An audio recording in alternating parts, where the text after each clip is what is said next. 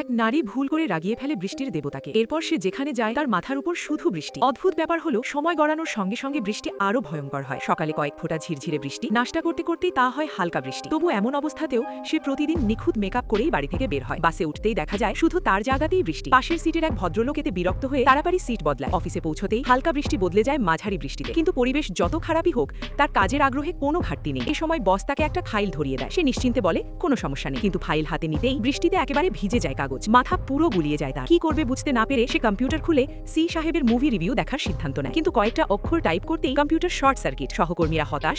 এটা এই মাসে তার নষ্ট করা 666 নম্বর কম্পিউটার। নিজেকে শান্ত করতে সে পানি খেতে যায়। গরম পানির এক কাপ নেয়। সহকর্মীরা বুঝতে পারে না জিভ বাড়ালেই যেখানে পানি পাওয়া যায়, এত ঝামেলা কেন। কাজ শেষে সে নিয়ম মতো রেস্তোরাঁয় খেতে যায়। এই সময় বৃষ্টি হয়ে গেছে ভারী। সুস্বাদু ডিম ভাত বদলে যায় বৃষ্টি ভেজা ভাতে। এই বৃষ্টির ভাতের স্বাদ কেমন খেয়েছেন যারা, কমেন্টে জানাতে পারেন। তার এমন অবস্থা দেখে একজন ওয়েটার সাহায্যের প্রস্তাব দেয়। সে হাসি মুখে বলে সব ঠিক আছে, কিচ্ছু লাগবে না। খাওয়া শেষ করে বাইরে বেরিয়ে দেখে এখন ঝরছে মুষলধারে বৃষ্টি। ভাগ্য ভালো, বেরোনোর সময় সে ছাতা এনেছিল। কিন্তু ছাতা মাথায় তুলতেই একটা বিষয় সে বুঝে যায়, এই ছাতা তার কোনো কাজে আসবে না। ছাতা থাকলেও তার মাথার বৃষ্টি থামে না। সে বৃষ্টির মধ্যে দাঁড়িয়ে অনেকক্ষণ ভাবতে থাকে। হঠাৎ তার মনে হয় এই বৃষ্টি তার জন্য অভিশাপ, কিন্তু কোথাও হয়তো আশীর্বাদ। এই ভাবনাতেই ছাতা ফেলে দিয়ে সে ছুটে চলে মনের সেই জায়গার দিকে। স্ক্রিনের সামনে থাকা আপনি কি জানেন মেয়েটা আসলে কোথায় যেতে চলেছে?